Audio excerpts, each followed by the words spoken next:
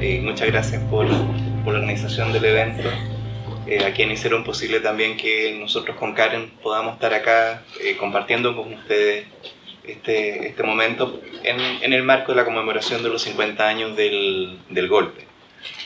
Me voy a referir a algunos puntos que fueron tocados también como una invitación a la lectura y a la discusión de las tesis que se proponen en el texto. El tema de la violencia que vivimos en dictadura puede tener distintas formas de entrada. Una de las formas en que se ha estabilizado, en mi opinión, la manera en que hemos narrado la violencia viene dado por los dos informes llamados de verdad y reconciliación, que son un informe importantísimo del Estado, el informe RETIC, el año 93, sobre ejecutados políticos y detenidos desaparecidos, es decir, la violencia con resultado de muerte, hallada o no hallada, y el año 2003, el informe VALEC sobre prisión política y tortura. A estas dos narraciones, lo que tienen en común, de alguna manera, y siendo instrumentos tremendamente importantes porque establecen la verdad de lo que quiso ser negado mientras se violaban los derechos humanos, es decir, un reconocimiento del Estado de que esto ocurrió y rescata la voz de quienes padecieron esa violación de los derechos humanos. Hay algo que tienen en común, sin embargo, que para estudiar el fenómeno de la violencia resulta un poco limitante. Entonces, rescatando el valor de este instrumento, que es el lenguaje jurídico de los derechos humanos, y rescatando, por supuesto, el valor de los derechos humanos, como un hito que ya forma parte de la cultura, quisiéramos, universal, el límite que tiene, uno lo puede ver reflejado, por ejemplo, en las palabras que dio el expresidente Ricardo Lagos cuando entrega a la Nación el informe VALEC. Él ahí pronuncia un discurso bien potente, bien interesante, que se llama "No hay mañana sin ayer". Y en ese discurso, Ricardo Lagos, como presidente, es decir, como jefe de Estado, toma algunos testimonios horrorosos, distintos testimonios de sobrevivientes de la tortura, y luego que da cuenta de ellos dice, esto se trató de un descarrío de la historia, y esto es incomprensible. El riesgo que tiene el tratar la violencia como un fenómeno incomprensible, a pesar del horror que nos produce, porque se aleja de nuestra escala de valores, el riesgo que tiene es que si lo tratamos como algo incomprensible, lo que no podemos comprender es muy difícil de intervenir, es muy difícil de anticipar y es muy difícil de evitar. Entonces hay algo en esa forma de abordar la violencia y que desde otros lenguajes, más bien desde la filosofía, se han tratado como el mal radical o como mal metafísico, casi como un destino o como parte de la naturaleza humana, que es mala por naturaleza. El problema está ahí en que algo que es producción humana, le quitamos la agencia a quienes la realizaron. Hay otro riesgo, que el que mencionaba muy bien acá en la presentación, que es otra forma de entrar al tema de la violencia, de esta violencia extrema que tiene que ver con la aniquilación del otro, incluso a veces de grupos completos. Y es que este es un fenómeno no solamente incomprensible y que no se puede poner en palabras, por ejemplo, que sería del orden de lo innombrable, es la idea de que quienes ejercieron esta violencia sufrían problemas psiquiátricos. Por cierto, hubo quienes tenían patologías. Pero si generalizamos esa entrada al fenómeno de la violencia, le restamos nuevamente responsabilidad a quienes ejercieron esos actos. Y esto tiene repercusión en el orden de lo jurídico, porque son personas interdictas, que no tenían voluntad para hacer lo que hicieron y por lo tanto no son responsables. Pero además le quitamos una potencia a estas personas de que tomaron decisiones a la hora de ejercer esta violencia y de que hubo otras opciones también que pudieron haber tomado. Entonces, esas dos entradas, patologizar la violencia, estamos hablando de una violencia como política de Estado, y por otro lado, volverla un mal metafísico incomprensible, le quitan la agencia por el lado del perpetrador. Y ahí hay un problema. Por el lado de las llamadas víctimas, y recién las nombro como víctimas, antes dije quienes padecieron esta violación, el lenguaje de los derechos humanos nos ubica a todos, y bien que así sea, como sujetos de derechos. Los derechos humanos son algo que desde el lenguaje de los derechos humanos se nos reconoce como algo intrínseco, incluso a veces anterior a la ley. Está por fuera incluso la ciudadanía. Los indocumentados son personas, tienen derechos humanos. Los niños, los bebés no son ciudadanos y tienen derechos humanos. Los violadores de derechos humanos son personas, tienen derechos humanos. Los derechos humanos son universales, intrínsecos, inalienables, pertenecen a la persona humana. Por eso lo hecho de ser humano. Todos somos sujetos de derechos humanos. Sin embargo, el lenguaje de los derechos humanos ubica en otro actor que, siendo personas que tienen derechos humanos, por el hecho de ser agentes del Estado, lo ubica como sujetos de obligación. Entonces tenemos sujetos de derechos humanos, todos, somos titulares, pero alguna cantidad, por la función que ejercen, estar en el Estado, son además sujetos de obligación. Los agentes del Estado, cualquier funcionario público, y especialmente sus organizaciones armadas, tienen además la tarea de garantizar el pleno respeto a los derechos humanos. Cualquier función que ejerzan, por ejemplo el orden público, la tienen que ejercer de tal modo que garantizan el goce de los derechos humanos de las personas. Son sujetos de obligación. Esto lleva, lo que es correcto, porque esto delimita el poder del Estado, favoreciendo la libertad de cada individuo frente al Estado. Para pensar la violencia, sin embargo, tiene el problema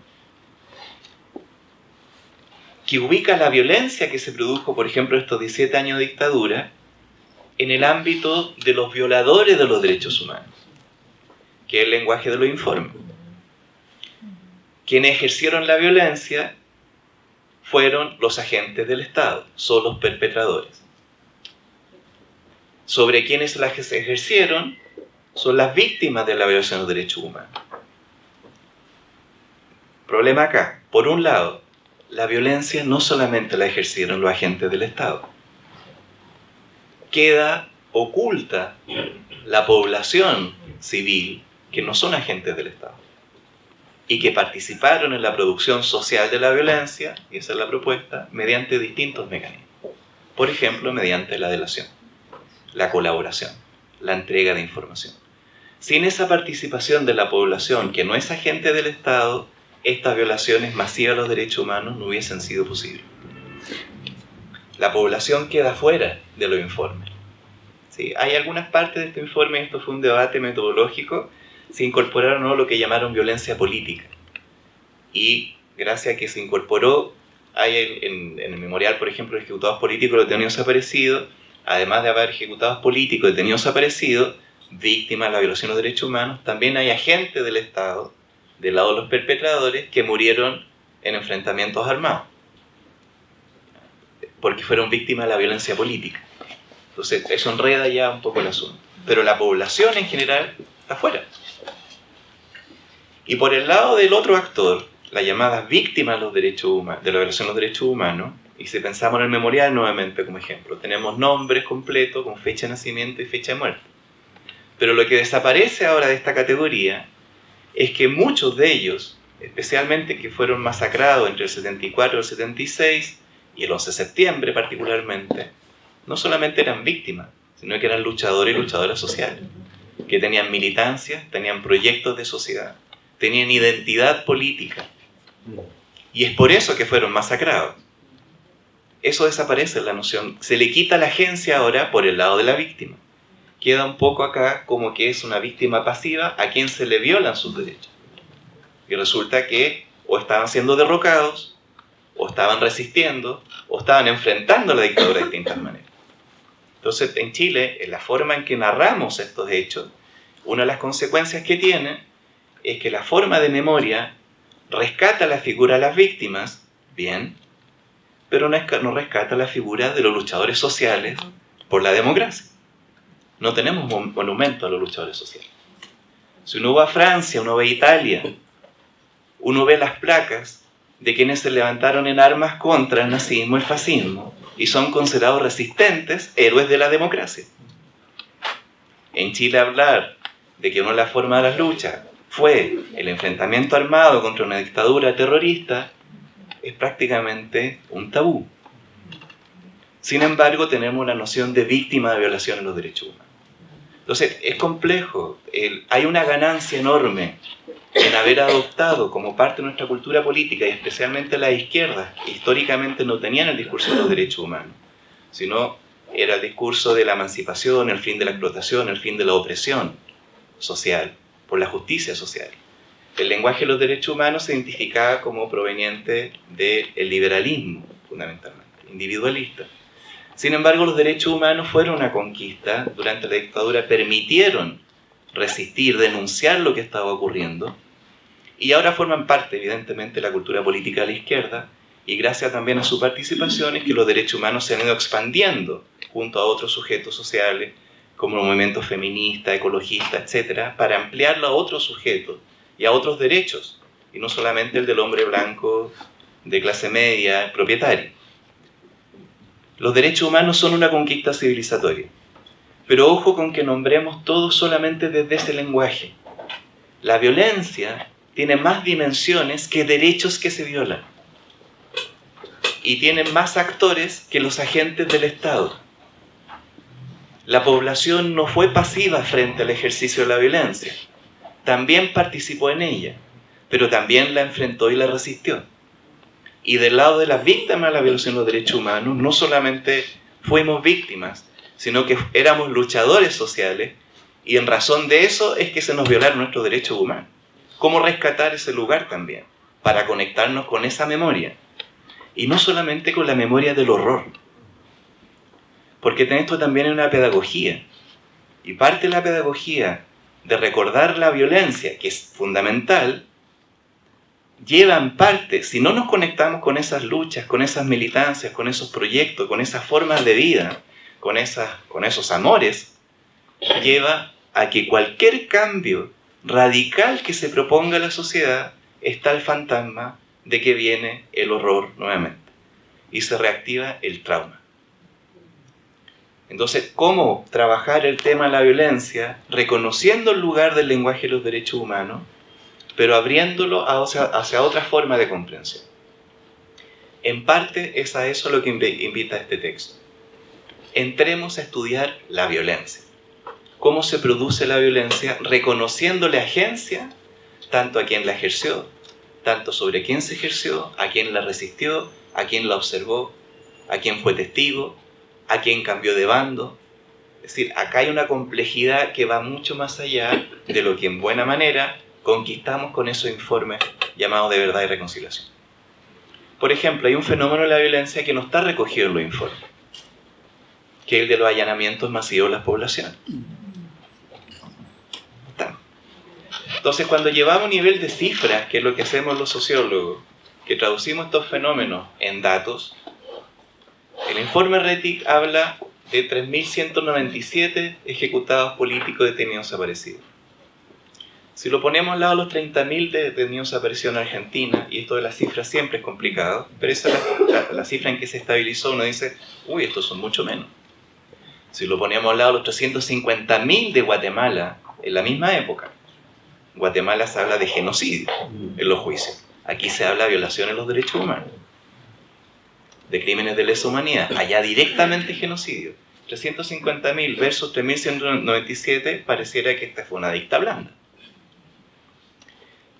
Cuando simplemente comparamos estas cifras, no estamos entendiendo el fenómeno de la violencia. Efectivamente, en 17 años de dictadura en Chile, hubo 3.197 detenidos ejecutados políticos, lo que reconocen los informes a partir de las carpetas individuales de calificación de la Vicaría de la Solidaridad. Es el material con el que se elaboró el informe. Valiosísimo. Pero más del 50% de todos los muertos de los 17 años de dictadura ocurrieron en 3 meses y medio. entre el 11 de septiembre de 73 y el 30 de diciembre de 73. Es decir, una dictadura que duró 17 años, el 50% y más de los muertos, todos ocurrieron en 3 meses y medio. Casi 16 años no logran ese 50%. ¿Cómo explicamos que en 3 meses y medio ocurrió ese grado de violencia en la sociedad? Otro dato. El 11 de septiembre, martes 11, mueren alrededor de 60 personas, producto de la violencia política. El presidente, los miembros del grupo amigo del presidente que resistieron heroicamente en la Moneda, heroicamente por la diferencia de fuerza brutal que había, y algunos focos de resistencia en los cordones industriales.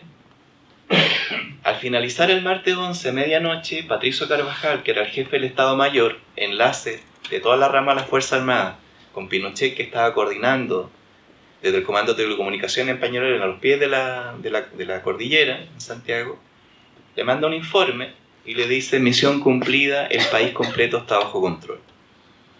Termina el martes 11 y el país completo está bajo control militar. Cada zona militar había tomado control de su región. Estaban corriendo los bandos militares y las personas incluso se estaban entregando a propósito de los bandos militares porque confiaban en cada uno en su región. ¿Sí? El país ya estaba bajo control. Murieron 60 personas. Sin embargo, entre el 12 de septiembre de 73 y el 30 de diciembre de 73 tenemos esa cantidad de más del 50% de todos los muertos de los 7 años de dictadura. Y el país ya estaba neutralizado. Cuando se habla desde el lenguaje militar que hubo una guerra supone al menos 2 bandos armados que se están disputando la soberanía de un territorio. Eso es una guerra civil. Una guerra civil bajo una misma autoridad común y en un momento de inicio del conflicto se disputan la soberanía de un territorio 2 bandos armados. Si el golpe termina el martes 11 con un aviso de que el país está bajo control, ¿dónde está ese otro enemigo armado? ¿Cuál guerra civil? Y esto es lo que decían los generales de los distintos regimientos. Y por eso es que Pinochet, que se sube último al carro del golpe, tiene que hacer un ejercicio de mostrar poder mediante la violencia para parecer más violento que sus otros colegas de la Junta Militar. Toma Arellano Stark, que fue uno de los héroes del golpe desde el punto de vista militar, porque estuvo en el asalto a la Moneda, arriesgando su vida. Ellos pensaban que había un ejército al frente. Lo toma, lo sube al helicóptero Puma y lo hace recorrer todo Chile con lo que conocimos como la Caravana a la Muerte. La Caravana a la Muerte no tuvo fundamentalmente la misión de matar a dirigentes del gobierno derrocado, cosa que hizo, pero lo hizo para dar una señal adentro de las Fuerzas Armadas de que esto era irreversible. Con eso Pinochet, de un viaje, manchó a Arellano Stark a la vista de sus propios colegas, porque empezó también a matar generales. Fue un golpe dentro del golpe. El golpe no solamente fue contra la Unidad Popular, sino que hubo un golpe dentro de las Fuerzas Armadas, que habían distintos proyectos también en pugna. Tomar en consideración este tipo de situaciones, que le otorga historicidad al golpe, muestra que aquí habían distintas agendas, habían distintas tomas de decisión, es decir, hubo agencia, hubo cierta libertad para decidir hago A o hago B. No era necesario la masacre después del 11 de septiembre, desde el punto de vista de la neutralidad militar. Se hizo necesario cuando alguien se quiso erigir en un poder unipersonal, que fue el caso de Pinochet. Y en esto está el ejemplo de la película reciente nominada al Oscar de Argentina, del juicio de las juntas militares, en 1985, que a nosotros desde nuestro proceso nos llama mucho la atención, porque es un juicio público. Nosotros en Chile los juicios son por oficio, nunca vemos la cara a los perpetradores. Allá fue público. Son todos los generales de la junta militar que están siendo juzgados, en transmisión a todo el país. Eso tiene un valor también, desde el punto de vista del nunca más. Pero tenía la característica ya de que todos los generales fueron juzgados porque ellos se turnaron la presidencia de la junta militar. Ese era el plan acá también. Pero Pinochet se impone. ¿Y de qué manera se impone? Mediante una violencia brutal. Parte de la violencia que se ejerció contra la población civil sin posibilidad de defenderse porque no había otro actor armado que la pudiera defender, porque estaba siendo masacrado, yéndose en la clandestinidad, asilándose a la embajada, saliendo del país. Se retiró un actor, la Unidad Popular. Vuelve a reaparecer después, años después, y empiezan las protestas nacionales. Pero en ese momento sale un actor del mapa, de lo público, y la población no combatiente a tiempo completo queda a merced de un actor que ejerce la violencia. No hay dos. Cuando al menos hay dos actores armados disputándose un territorio, la población que no participa del conflicto tiene que decidir con cuál me voy. Curiosamente, en las guerras civiles, que son muy cruentas, la violencia se regula porque no pueden perder a la población. Lo que tratan de hacer los actores en pugna es tratar que adhiera la población a mí y dejen al otro solo, para expulsarlo a mi territorio. Como acá no había otro actor, porque nunca existió ese segundo ejército, la violencia fue unilateral y aplastó, bueno, fundamentalmente a los militantes y simpatizantes de los partidos de la Unidad Popular, pero el resto de la población fue aplastada por esta violencia también. Y frente a esa situación, la población normalmente tiene las tres opciones que tiene cualquier animal, que es huir, tratar de pasar desapercibido o luchar. Hubo una parte que luchó, y es por eso que hoy día los consideramos héroes, que son a quienes debiéramos enaltecer y deberían estar puestos en las placas y deberían ser los ejemplos de la democracia. Pero otra parte de la población trató de pasar desapercibida lo más que pudo, y otra parte de la población se plegó a la violencia. Porque no había peligro, no había riesgo de que otro actor viniera y te castigara también. Empieza a operar una racionalidad interna de la violencia. Cambia la sociedad, atravesada por la violencia, a lo que era antes. Hay una situación muy compleja para los sobrevivientes que recuerdan en sus testimonios, por ejemplo, que dicen cómo personas familiares, colegas, compañeros de estudios, etc., que tenían una identidad en un momento dado, por ejemplo, votaron por la Unidad Popular en las parlamentarias, en las municipales, donde la Unidad Popular subió su votación. Resulta que después del golpe estaban entregando gente. ¿Qué pasa ahí? Si tenían una identidad antes, ¿tienen ahora otra? La violencia empieza a modular esta identidad también.